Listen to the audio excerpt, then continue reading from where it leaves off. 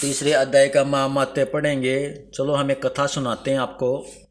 नारायण जी बोले, हे लक्ष्मी, एक शूद्र अकेला ही वन में रहता था। अनर्थों से उसे बहुत सा द्रव्य इकट्ठा किया। किसी कारण से वह द्रव्य जाता रहा। अब वह शूद्र बहुत चिंतित रहने लगा।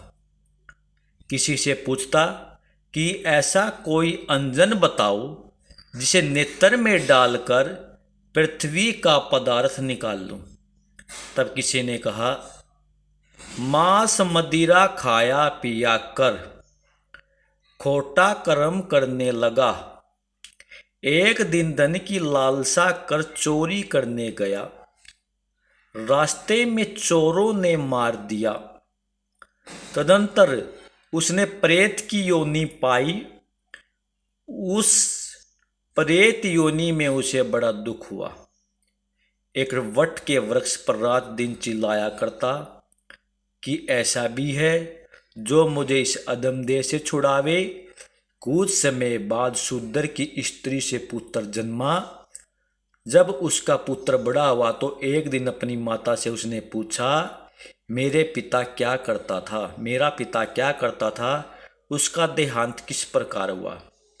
तब उसकी माता ने कहा, बेटा, तेरे पिता के पास धन बहुत था, वह सब यूं ही जाता रहा।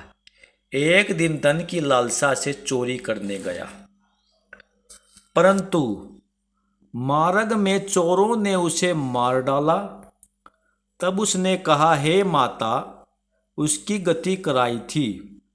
तब माता ने कहा, नहीं। फिर कहा, हे माता, उसकी गति करानी चाहिए।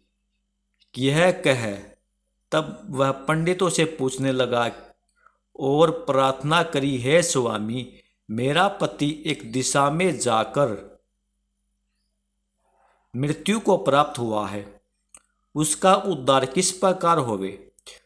तब पंडित ने कहा, तू गया जी जाकर उसकी गति करो, तब पितरों का उद्धार होगा।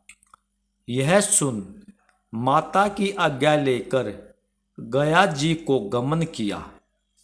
प्रयागराज का दर्शन करके स्नान करके फिर से वह आगे को चला। रास्ते में एक वृक्ष के नीचे बैठा। वहां उसको बड़ा बेह हुआ। यह वही वृक्ष वही था जहां उसके पिता प्रेत की योनि को प्राप्त हुआ था। उसी जगह में चोरों ने उसको मारा था। तब उस बालक ने अपना गुरु मंत्र पढ़ा। उसका एक और भी नियम था, वह एक अध्याय श्री गीता जी का भी नित्य पाठ किया करता था। उस दिन उसने श्री गीता जी के तीसरे अध्याय का पाठ और उस वृक्ष के तले बैठकर किया। वह उसके पिता ने प्रेत की योनि में सुन के उसकी प्रेत देह छूट गई। देवदेह पाई। स्वर्ग से विमान आए और वह विमान पर चढ़कर उसके सामने आया और जाकर आशीर्वाद दिया और कहा,